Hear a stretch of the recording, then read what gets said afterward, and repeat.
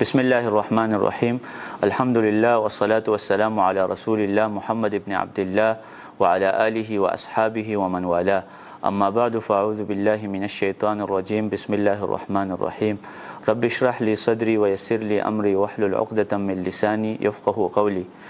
اللہ سبحانہ وتعالی کا ارشاد ہے وما یعلم تأویلہ الا اللہ والراسخون فی العلم.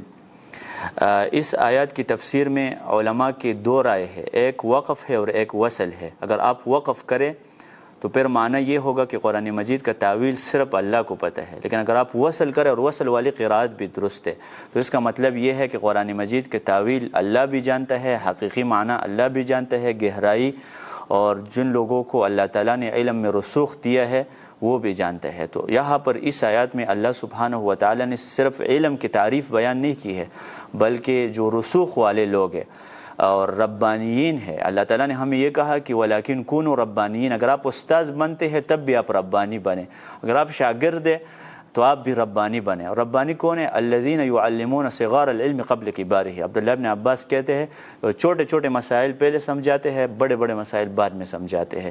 تو علم میں یہ کیف بہت ضروری ہے. یعنی آپ نے راسخ فی العلم کیسے بننا ہے تو اس کے لیے ضروری ہے کہ آپ ایک منہج اختیار کریں اور دوسروں کو بھی بتا رہے کہ اس منہج کو اختیار کر کے آپ آگے جا سکتے ہیں.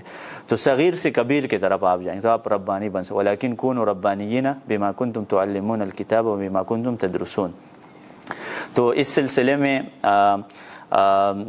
ہمارے محترم شیخ حذیفہ اختر کی دعوت سے ہم نے یہ دورہ منعقد کیا ہے اور اس دورے کا نام ہے کیفیت تحصیل الملکہ فی العلوم الشرعیہ، کہ علوم شرعیہ میں رسوخ کیسے حاصل کرنا ہے. اور ہمارا فوکس علم الحدیث، علم التفسیر، علم الفقہ اور اصول فقہ، اصول حدیث، یہ 5 علوم کے بارے میں ہم بات کریں گے.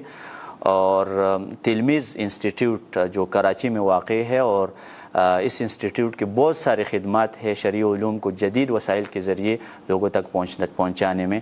اللہ سبحانہ و تعالی سے دعا ہے کہ ہمارے اس عمل کو اپنے لیے خالص بنا دے.